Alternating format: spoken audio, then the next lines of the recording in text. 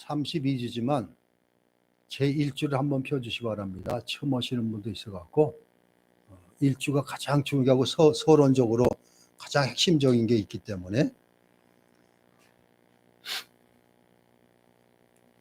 앞에 두 단락은 제가 이걸 위해서 뽑아놓은 거고요.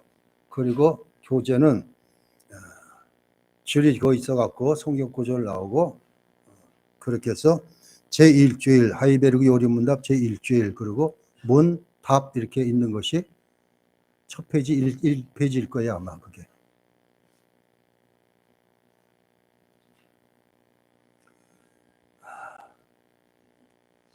이 첫 번째 주가 하이베르그 요리문답 52주를 전체를 밝히는 것입니다. 근데 제1문은 이 저자가 살아서나 죽어서나 이러고 시작을 해요. 그러니까 우리 영혼은 사는 것만이 끝나는 게 아니라 죽어서도 뭐가 있다는 소리입니다. 당신의 유일한 위로는 뭡니까? 이렇게 질문을 해요. 답은 살아서나 죽어서나 내는 내 것이 아닙니다. 예수님 것입니다. 그리고 하나님의 은혜 아니면은 절대 우리는 어디선지 위로받을 수 없습니다. 이게 답입니다. 그런 다음에 이제 이 문이 중요한 것인데 이러한 위로 가운데 복된 인생으로 살고 죽기 위해서 사는 것 죽는 것 자꾸 언급합니다. 사는 것으로만 끝나는 게 아니라 죽음 이후에도 우리는 갈 곳이 있다. 이걸 보여주고 있습니다. 복된 인생으로 살고 죽기 위해서 당신은 무엇을 알아야 합니까? 이게 이제 하이드베르그 요리문답 전체를 아우르는 것입니다. 그 첫 번째가 답은 다음 세 부분을 알아야 합니다. 이러면서 첫째, 나의 죄와 비참함이 얼마나 큰가 이걸 알아야 된다 이것입니다. 이것이 이제 2주부터 시작해가지고 4주까지가 죄의 비참함에 대해서 쓰고 있습니다. 두 번째는 나의 모든 죄와 비참함으로부터 어떻게 구원받을 수 있습니까? 했더니 이제 4주부터 31주까지가 나옵니다. 그런데 이 저자 우르시누스는 이 어떻게 구원받을 수 있습니까를 어디서 끄집어 오는가 하면 사도신경에서 끄집어 옵니다. 우리가 늘 예배 때마다 고백하는 사도신경이 우리 구원의 유일한 것이다. 이렇게 밝히 보여주고 있습니다. 그래서 지난 시간까지 이거에 대해서 다 배웠어요. 그 다음에 세 번째, 그러한 구원을 주신 하나님께 어떻게 감사를 드려야 하는가를 알아야 한다. 그래서 세 번째는 이제 3부로서 오늘부터 32주부터 마지막 주까지가 감사하는 삶이 무엇인가. 그래서 오늘 첫 번째로 바로 감사하는 삶의 첫째가 바로 선행과 감사 이것 얘기를 하고 있습니다. 그러면서 우르시누스는 자 우리의 구원은 사도신경에 있고 우리의 감사는 십계명과 주기도문에 있다. 개혁자들이 대부분 공통적으로 늘 교리적으로 한 것이 뭔가 하면 전체 아울러서 사도신경 중요시했습니다. 십계명 중요시했습니다. 주기도문 중요시했는데 바로 이 우르시누스도 똑같은 것을 밟으면서 우리가 공부하면서 늘 놀라는 게 질문하고 답이 얼마나 쉽고도 명쾌한지 그리고 이걸 가지고서 그냥 한편의 설교를 작성할 수 있도록 그렇게 질문하고 답하고 있습니다. 아이들에게 가르쳤기 때문에 너무나 쉽고 우리에게 참 유익합니다. 아무튼 이렇게 제3부로 되어 있는데 아래 그 세 개 우리의 죄의 비참함을 알아야 되고 우리는 그 비참함부터 어떻게 구원받습니까? 이것도 알아야 되고 세 번째 그 구원받고 어떻게 감사할 것인가? 이것도 알아야 됩니다. 이것인데 자 오늘은 이제 교재를 찾기 바랍니다. 32주 32강 제 교재로는 93쪽인 것 같은데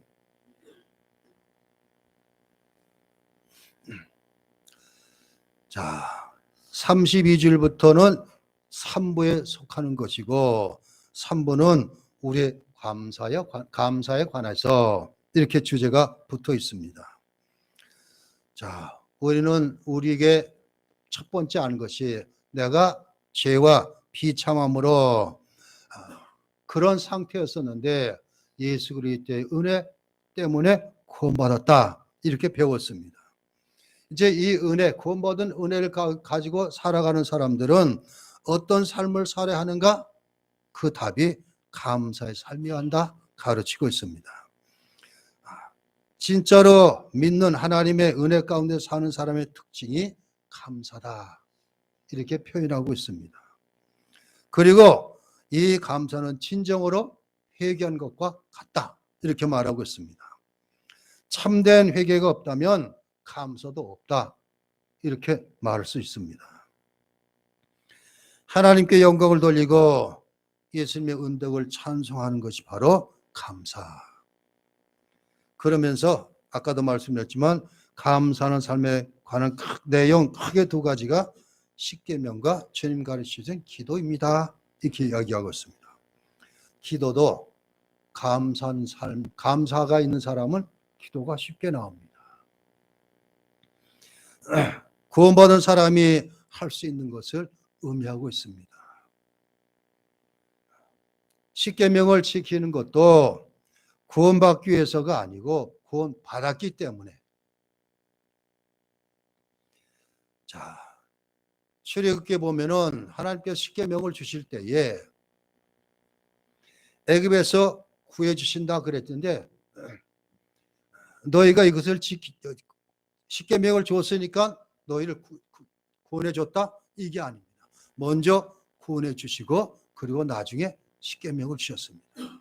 그렇기 때문에 이스라엘 백성들은 반드시 이 계명을 지키는 삶을 사람을 알아야 하고 있습니다.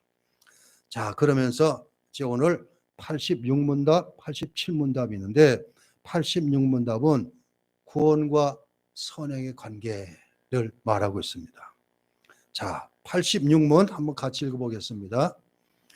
우리의 공로가 조금도 없이 그리스도로 말미암아 오직 은혜로 우리의 죄와 비참함으로부터 구원을 받았는데 우리는 왜 또한 선행을 해야 합니까? 이렇게 질문하는 거예요. 구원과 선행을 얘기합니다. 우리가 죄의 비참함으로부터 구원받은 것은 오직 은혜라고 알았는데 그리고 우리의 공로는 아무것도 없다고 그렇게 배웠는데 그런데 왜 우리는 선행을 해야 합니까? 이렇게 묻고 있습니다. 그러면서 이 선행은 감사의 표현이지 공로가 아니다 하는 것을 가르치고 있습니다. 선행으로 구원받는 것이 아닌데 왜 선행을 하느냐 이렇게 질문하는 것은 바로 당시에 두 가지 이유 때문입니다. 첫 번째가 기독교 역사가 계속 이어져 오면서 우리의 구원은 오직 믿음으로만 구원받고 우리 구원은 아무것도 없습니다. 이렇게 쭉 내려왔는데 그러나 일부 어디선 아니다. 그건 좀 보자라. 내가 착한이라고 뭘 행한 것이 있어야지. 그래서 예수도 믿어야 되지만 선행을 플러스해야지 구원이 완전하다. 이렇게 가르치는 것이 있었습니다. 대표적인 것이 바로 로마 가톨릭 교회입니다. 또 하나는 예수 믿으면 이제 다 끝났으니까 더 이상 율법 같은 건 필요 없다. 첫 번째는 믿음 플러스 행위 이걸 가르치는 무리가 있었는가 하면은 이제부터 그건 다 필요 없다. 율법 폐기론자들이 있었습니다. 율법을 무시하고 그건 필요 없습니다. 이렇게 주장하는 사람들. 바로 이 두 부류를 향해서 질문하고 답을 하는 것입니다. 자, 그래서 답 한번 보겠습니다. 같이 읽습니다. 그리스도께서 그의 보혈로 우리를 구속하셨을 뿐 아니라 그의 성령으로 우리를 새롭게 하여 그의 형상을 닮게 하시기 때문입니다. 이것은 우리가 모든 삶으로서 하나님의 은덕에 감사하고 하나님께서 우리를 통해 찬양받으시기 위함이며, 또한 우리 각 사람이 그 열매로서 자신의 믿음의 확신을 얻고 경건한 삶으로서 다른 사람을 그리스도에게 인도하기 위함입니다. 우리가 선행을 해야 하는 이유가 공로가 아니라 감사의 표라 그랬는데, 바로 그리스도의 보혈로 우리를 구속하셨기 때문에, 그게 첫 번째, 그리스도께서 그의 보혈로 우리를 구속하셨기 때문에 우리는 감사가 있기 때문에 반드시 선행이 있어야 한다, 이렇게 얘기를 하고 있습니다. 즉 예수님이 나의 죄를 구속하신 유일한 분이십니다. 예수님께서 이 땅에 오셔서 십자가 지시고 죽으시고 부활하신 이 예수님 때문에 우리는 죄와 사망에서 해결되고 완전히 구원받았습니다. 구속받았습니다. 이것 때문에 우리는 선행을 해야 된다, 이것입니다. 왜 그래요? 감사와 선행은, 감사가 있으면 반드시 선행이 따라오는데, 우리는 아무것도 한 것도 없는데 그냥 은혜로, 사랑으로 구원받았습니다. 주님께서 십자가를 지셨는데 그것이 우리들의 죄 때문에 지신 것이기 때문에 그것만 생각하면 우리는 감사가 넘쳐야 되는데, 그러면 그것 때문에라도 선행이 이어져야 된다, 이렇게 주장하는 것입니다. 첫 번째는 바로 그리스도께서 그의 보혈로 우리를 구속하셨기 때문에 우리는 이것이 너무나 감사하기 때문에 선행도 따라야 한다, 이것 얘기를 하고 있습니다.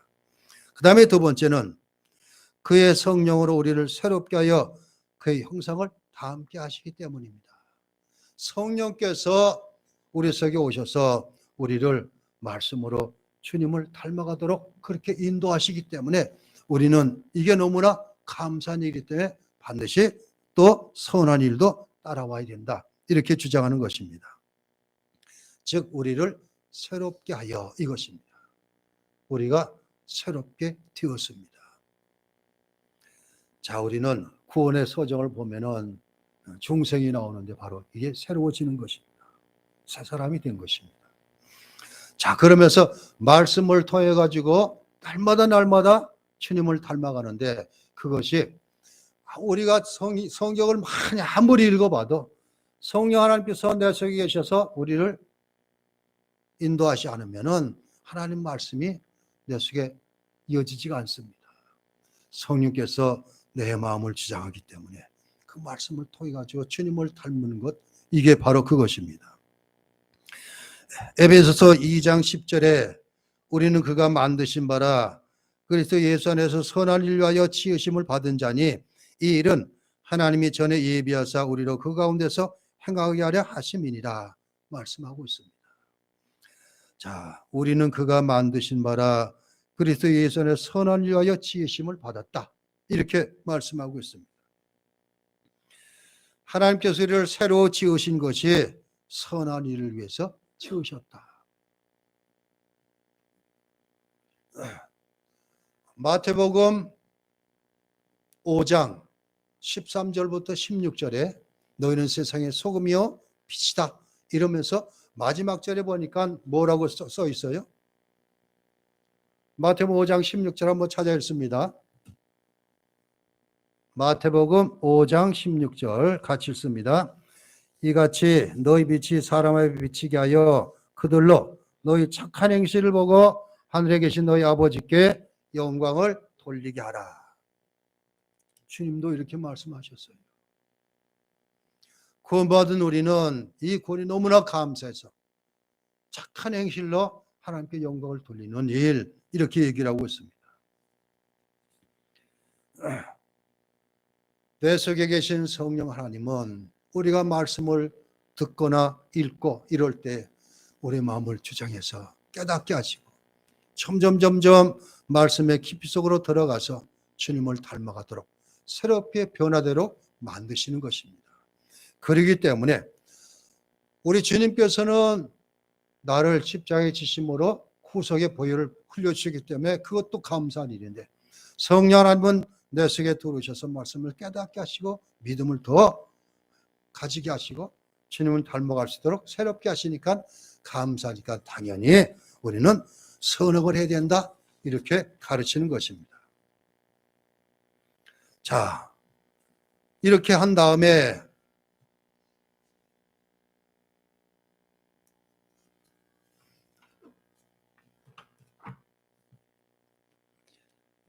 하나님의 형상을 닮은 사람이 할 수 있는 일을 그 다음에 4가지로 가르치고 있습니다. 자, 답을 한번 보니까 이것은 우리가 모든 삶으로서 하나님의 은덕에 감사하고, 이게 첫 번째예요. 왜 우리가 감사하는가? 주님의 보혈의 구속 때문에, 그리고 성령 하나님 나를 새롭게 하심으로 그렇게 감사하는데, 그런 다음에 그 감사를 어떻게 하는 것인가? 모든 삶으로서 하나님 은덕에 감사하는 것. 이렇게 하나님의 은덕에 감사하니까 착한 일도 뒤따라온다. 이렇게 얘기하는 것입니다.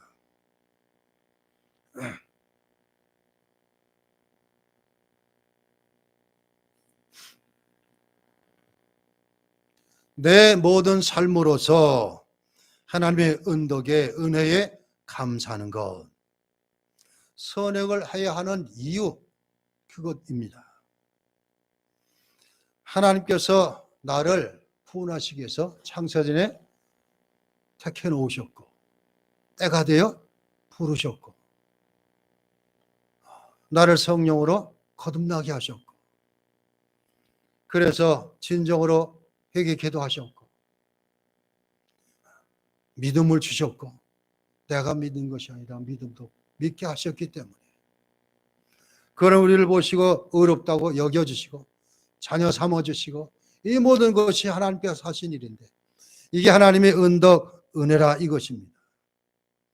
그렇기 때문에 우리는 아까 그리스도의 보혈의 구속 때문에 감사하듯이, 하나님께서 나를 택하시고 자녀 삼으신 것은 너무나 소중하고 귀중하기 때문에 생각해 보면 돼요. 쉽게 생각하면. 제가 한번 전에 말씀드렸죠. 제가 중앙대학교 통계학과를 시험 볼 때 66년도에 7대 1인가 8대 1인가 그랬어요. 30명 뽑는데.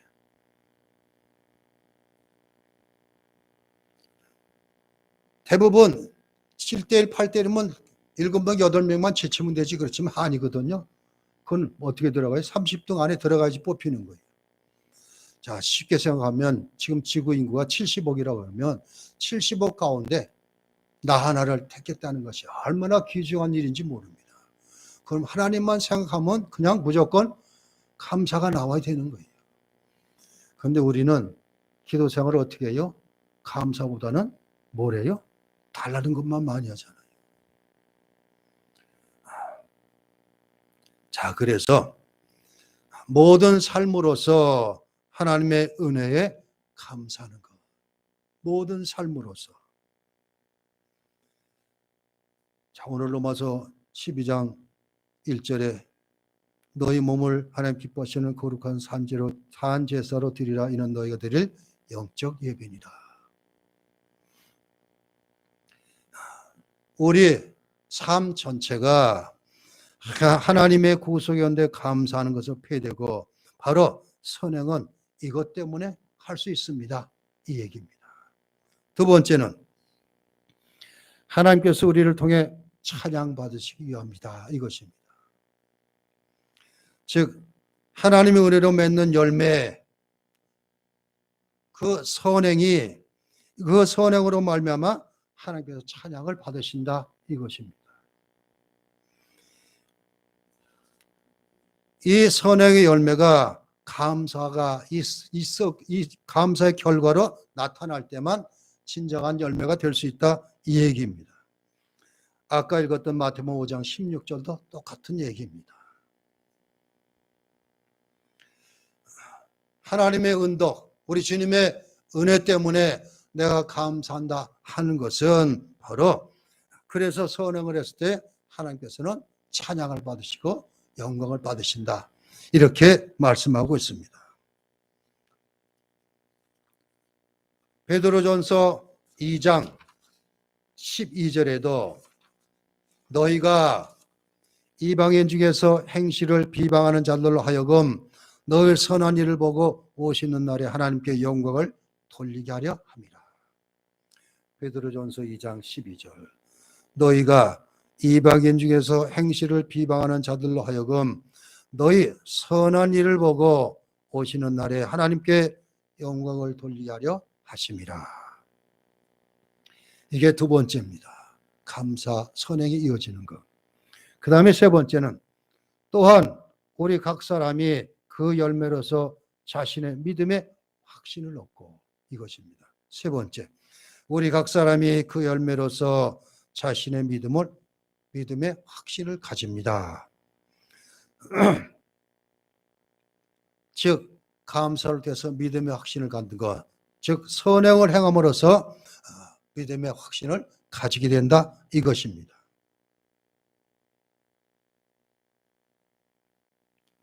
선행은 구원의 근거가 아니고 구원은 백성이 맺는 열매를 의미한다, 이것입니다. 그러면서 그 열매로 말미암아 믿음의 확신을 얻는다는 것입니다. 내가 믿는 사람 분명하구나, 이렇게 말할 수 있어야 돼요. 나는 예수 믿는 사람입니다.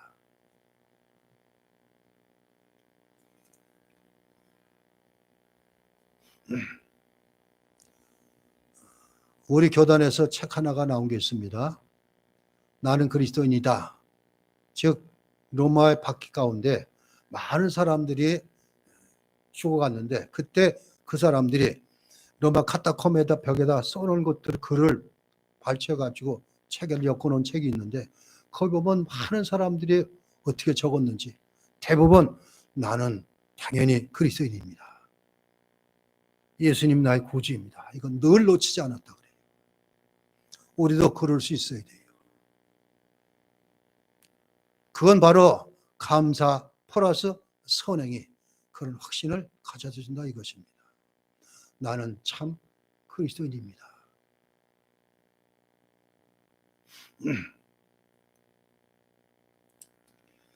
하나님께서 부르시고 택하신 사람임을 분명히 확신하시기 바랍니다. 하나님께서 나를 사랑해서 나를 구원하시기 위해서 예수님을 보내셨습니다. 그 예수님이 내 죄 때문에 죽으셨습니다. 그래서 이제부터는 오직 하나님만을 위해서 사는 삶이고, 주님을 증거하는 삶을 살아야 하는 것이고, 성령께서 내 속에 안 계시면 나는 살 수가 없는 존재입니다. 이러면서 살아가는 사람. 다른 말로 말하면 성경 말씀대로 행하며 사는 사람. 이런 사람은 바로 믿음의 확신을 가지고, 그리고 감사하고, 그리고 선행을 이뤄간다, 이것입니다. 베드로후서 1장 10절에 그러므로 형제들아 더욱 힘써 너희 부름지가 택하심을 굳게 하라. 마태복음 7장 17절에 아름다운 나무마다 아름다운 열매를 맺고 못된 나무가 나쁜 열매를 맺는다. 20절에 그들의 열매로 그들을 알리라, 이랬습니다.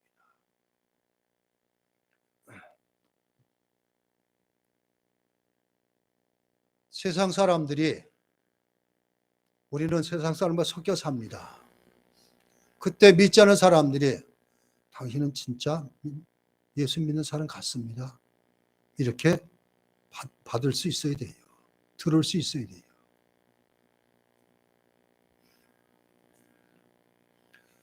자, 네 번째로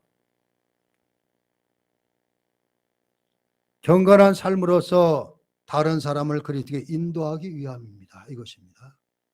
자, 하나님의 주님의 은덕에 감사하고, 우리가 감사하고 선행을 통해 가지고 하나님께서 찬양 받으시고 영광 받으시기 위한 것이고, 그 다음에 나 자신의 확실한 믿음을 갖게 하고, 그 다음에 바로 감사와 선행은 다른 사람들을 그렇게 인도하는 길이 된다, 이것입니다. 경건한 삶으로서, 즉 감사와 선행이 경건한 삶이다, 이렇게 얘기를 하고 있습니다. 참된 경건은 이런 선행이 있습니다.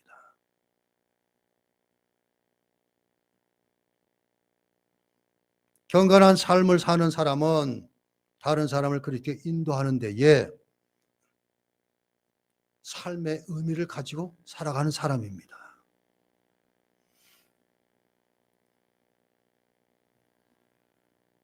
우리가 이제 천국에 들어가면은 주님 앞에 설 것입니다. 그때 과연 내 입에서 어떤 말을 할 수 있는가? 주님께서는 말씀하실 때 이 땅에서 죄난 사람 회개가 돌아오면 천국에서 잔치를 벌인다. 천하고도 안 바꾸겠다. 이렇게 말씀하셨어요. 한 영혼 내가 구원했는가? 이거 한 영혼이라도 내 생전에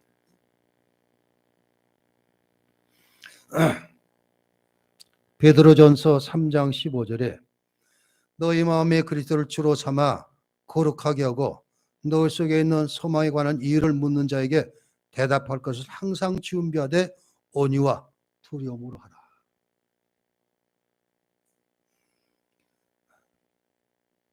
믿지 않은 사람들이 왜 교회 다니느냐고 물으면은 답할 수 있어야 돼. 소망에 나는 이런 소망 때문에 신앙생활합니다. 이런 걸 답할 수 있어야 됩니다. 그래서 베드로는 항상 준비하되 온유와 두려움을 하라 말하고 있습니다.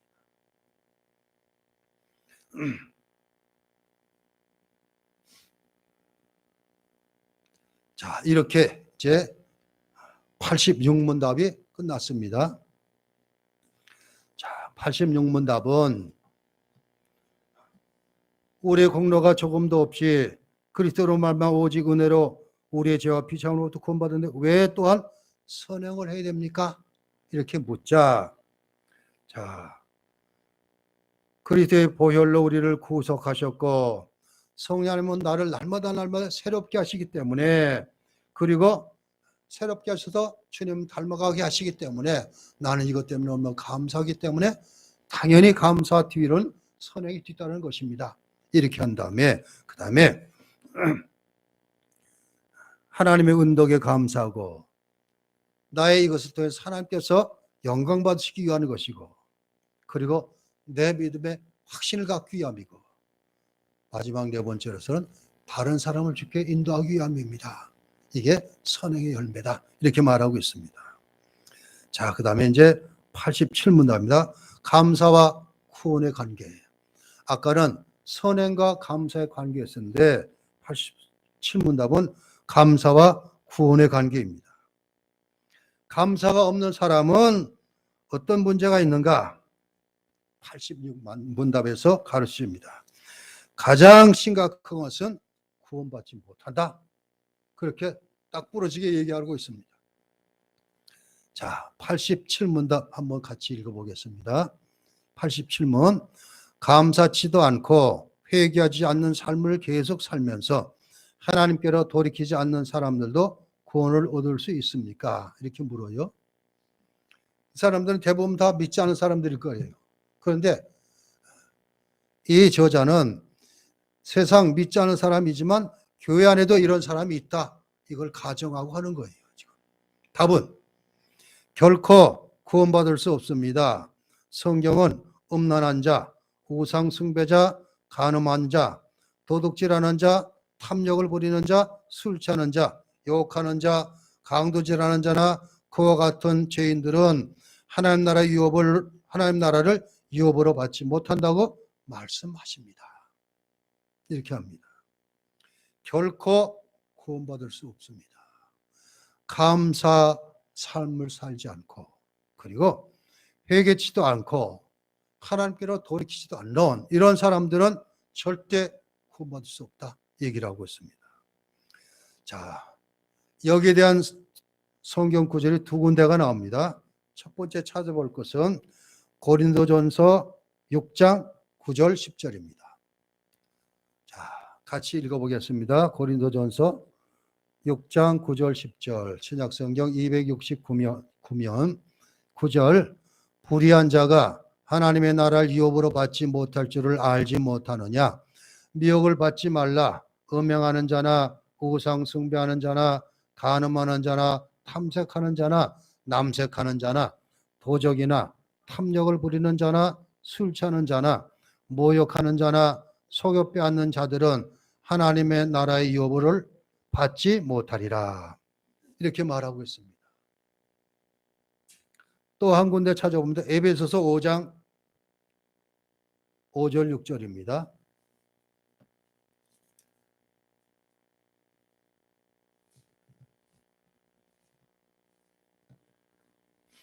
에베소서 5장 5절 6절 신약성경 315면 부분입니다. 에베소서 5장 5절 6절 같이 읽습니다. 5절 너희도 정녕 이것을 알거니와 음행하는 자나 더러운 자나 탐하는 자 곧 우상 숭배자는 다 그리스도와 하나님의 나라에서 기업을 얻지 못하리니 누구든지 헛된 말로 너희를 속이지 못하게 하라. 이로 말미암아 하나님의 진노가 불순종의 아들들에게 임하나니. 7절에 그러므로 그들과 함께하는 자가 되지 말라 이렇게 쓰고 있습니다.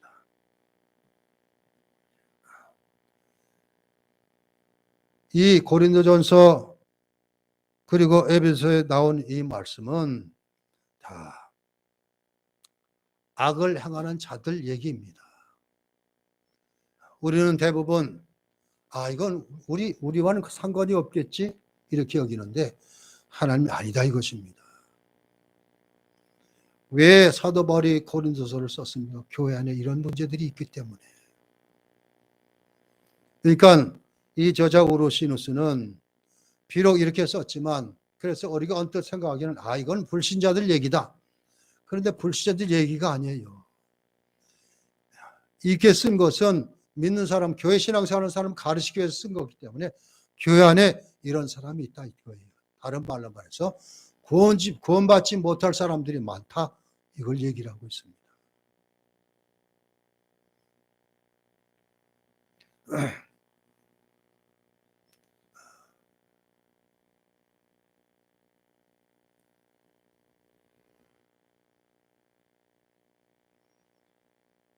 심각한 얘기입니다. 이게 개혁이 일으킨 지 얼마 안 돼서 이게 1563년도에 저작된 것이니까 개혁이 일으킨 지 얼마 안 된 분이 이렇게 썼다는데 오늘날 우리 교회 현실을 보면 어떨까요? 과연 교회 나와 신앙생활은 다 천국에 들어갈 것인가? 아니다. 구원받지 못할 자가 많다. 이걸 가르쳐 줍니다.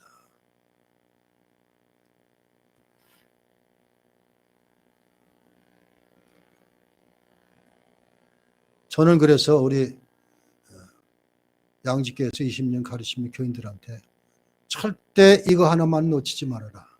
다른 건 필요 없다. 예수 믿는 믿음 이건 절대 놓치지 말아라. 청교도 와서 물어봐도 난 예수 믿고 왔습니다. 이렇게 답하면 된다 그랬어요. 근데 이 믿음이 확실하게 되면은 삶이 뒤따라야 되는데 근데 우리가 연약하기 때문에 그게 잘 안 돼요. 목회자인 저 자신부터 그게 안 되거든요. 그렇기 때문에 자칫 넘어지고 이럴 때가 있지만 그래도 나는 예수 믿는 이것만은 절대 흔들지 않는다. 이것만 붙잡고 있으면 된다. 그렇게 말했어요. 천국에서 누가 물어봐도 난 예수 믿다가 왔습니다. 이건 지금도 변함없이 하면 들어갈 수 있습니다. 이랬습니다. 그런데 믿는 모양만 있지 삶이 엉망인 사람들 교회 안에 이런 사람들이 많기 때문에 개혁하고서 얼마 지나지 않은 이 사람들의 개혁주의자들이 쓴 요리문답 공부가 이걸 얘기했다는 것은 오늘날은 우리가 생활 더 심각하다는 것을 느끼게 됩니다. 교회마다 난리가 났어요. 코로나 때문에. 그건 2년여 동안 이루고 있으니까 모이질 못하고 이러니까. 그런데도 아무런 저희가 없어요. 세상에 되어져가는 일들이 하나님의 간섭 없이 되지 않은 것이 하나도 없어요. 하나님께서 섭리 가운데 이루어지는데. 그래서 믿는 사람은 이것을 하나님의 경고로 받아들여야 되는데 그러지 못하기 때문에 안타깝다 이것입니다. 선행은 내가 예수 믿고 거듭난 사람이다 하는 그것을 보여주는 열매입니다.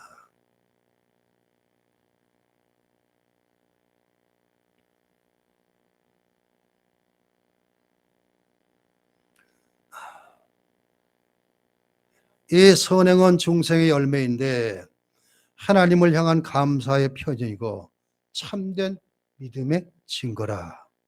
우리가 지난 시간 64문답에서 참된 믿음으로 그리스도께 접붙여진 사람들의 감사 열매를 맺지 않는 것은 불가능하다 배웠습니다. 우리가 사도신경을 공부할 때 참된 믿음으로 그리스도께 접붙여진 사람들이 감사의 열매를 맺지 않는 것은 절대 안 된다. 이거 불가능하다 이것입니다.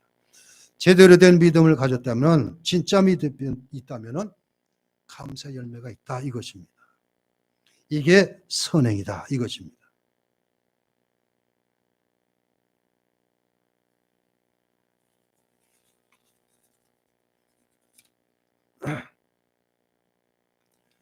자, 사도 바울이 로마서를 쓸 때에 로마서 1장 2장을 보면은 정말 너무나 안타까워요. 1장 2장은 거의가 다 우리 인간의 죄를 지적하고 있습니다.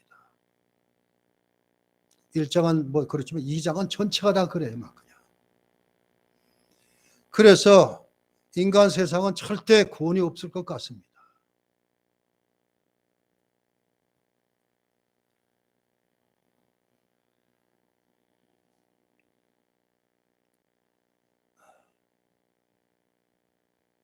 로마서 1장을 한번 찾아봅니다.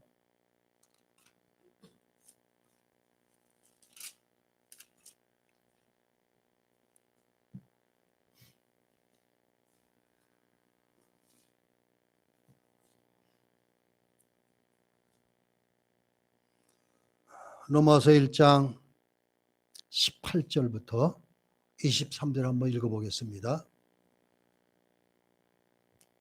신약성경 240면 로마서 1장 이 18절부터 인간의 죄를 지적하고 있습니다.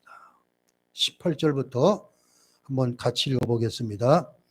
하나님의 진노가 불의로 진리를 막는 사람들의 모든 경건하지 않음과 불의에 대해 하늘로부터 나타나나니 이는 하나님을 알만한 것이 그들 속에 보임이라. 하나님께서 이를 그들에게 보이셨느니라. 창세로부터 그에 보이지 아니하는 것들 곧 그의 영원하신 능력과 신성이 그가 만드신 만물에 분명히 보여 알려졌나니 그러므로 그들이 핑계하지 못할지니라. 하나님을 알되 하나님으로 영화롭게도 아니하며 감사하지도 아니하고 오히려 그 생각이 허망하여지며 미련한 마음이 어두워졌나니 스스로 지혜 있다나 어리석게 되어 썩어지지 아니하는 하나님의 영광을 썩어질 사람과 새와 짐승과 기어다니는 동물 모양의 우상으로 바꾸었느니라. 자, 인간의 모습이 이래요.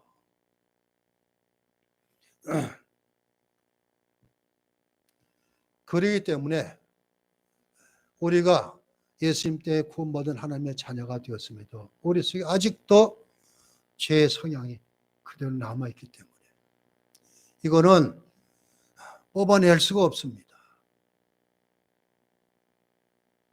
사도 바울 같은 분도 그랬어요. 오호라 나는 공고하는 자로다. 이 사망의 법에서 누가 나를 구원해내요. 내 속에 두 가지 법이 싸우고 있다. 그렇게 한탄하고 있었습니다.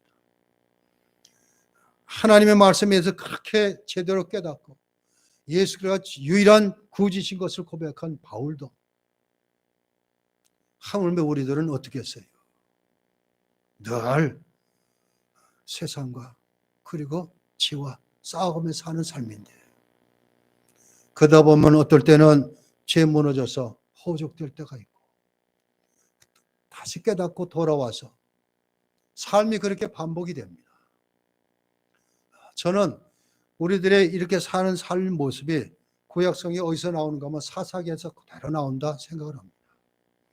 사사기 보면은 하나님께서 그렇게 사사를 통해서 구원하셨지만 그러나 저들은 또 죄짓고 타락하고 그리고 심판받고 잘못했다고 빌고 돌아오고 그러면 구원자를 통해서 그들을 구원해 주셨고 조금 있으면 또 돌아가고 쳇바퀴 돌도 그러고 있습니다. 우리의 삶도 조금 더 다를 바가 없어요. 죄는 그렇습니다. 회개했다고 완전히 다 끊어졌다면 얼마나 좋을까요? 근데 그렇지가 않다는 소리예요. 마귀는 세상을 주관하면서 믿는 사람을 어떻게든지 넘어뜨리려고 하고 있기 때문에, 그러기 때문에 우리는 죄에 대해서 심각한 것을 알고, 그래서 우리의 삶은 끊임없는 회개의 삶이에요. 우리 주님께서 십자가 지심으로 죄 문제가 다 해결됐습니다. 언제 저번 주에 다 해결됐지만 그래도 우리는 삶에서 지는 죄가 너무나 많습니다. 너무나 많아요. 그러니 교회 나올 때마다 우리는 회개부터 해야 돼요. 할 수 없어요. 하나님 말씀 앞에 나왔으면 회개부터 해야 됩니다. 내가 아직 온전치 못하기 때문에.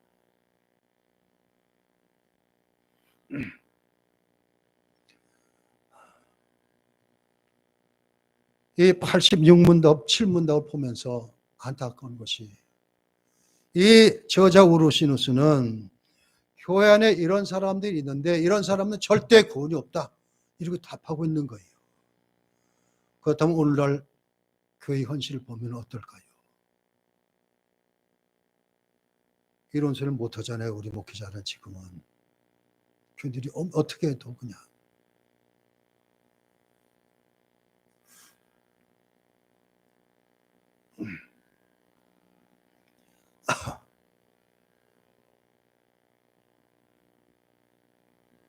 저는 이런 생각도 있었어요. 진정으로 회심하고 예수 진정으로 믿는 사람들은 몸에 무슨 표지가 하나님께 주신다면 얼마나 좋을까.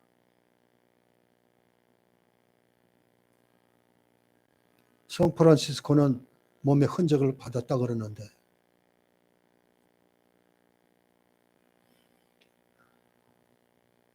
만약 그런 것이 있다면 함부로 죄짓지도 못하고 그럴 거예요. 왜 도력보 떨림으로 너희 구원을 이루라 그랬을까? 구원이 이루는 것이 쉬운 것이 아니에요. 그냥 예수 믿으면 구원, 이게 쉬운 소리가 아닙니다.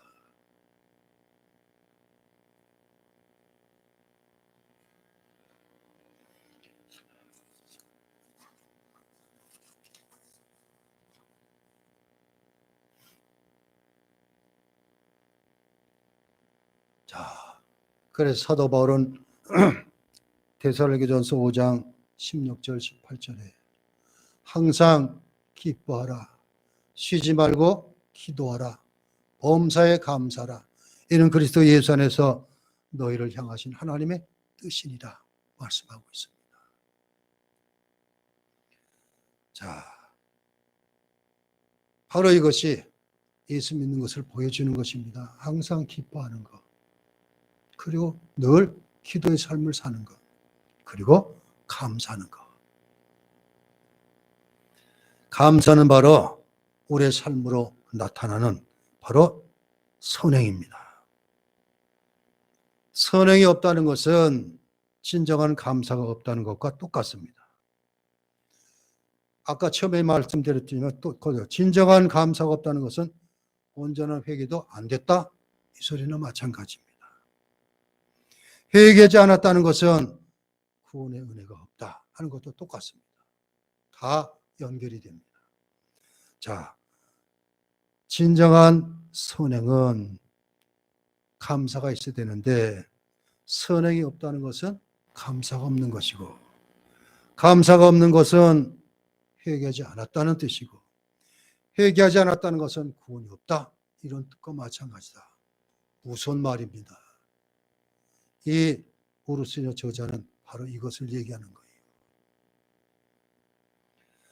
자, 여러분, 아까 데살로니가전서 5장 16절 18절 말씀같이 그렇게 사시는 여러분 되시기 바랍니다.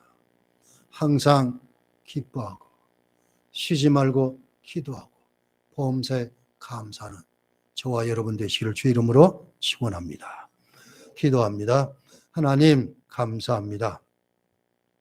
오늘 하이델베르크 요리문답 제3부를 통해 가지고 이제 우리가 죄의 비참함이 어떤지 알았고, 그 비참에서 어떻게 구원받는 것도 알았습니다. 이제는 우리의 삶이 감사의 삶인 것도 이제부터 공부하고자 합니다. 감사의 선에 있는 삶이 믿음을 가진 것이고 진정으로 회개한 것이고 하나님의 자녀의 삶인 것을 바로 깨닫고 감사의 삶을 살 수 있는 우리 모두 되게 해 주옵소서.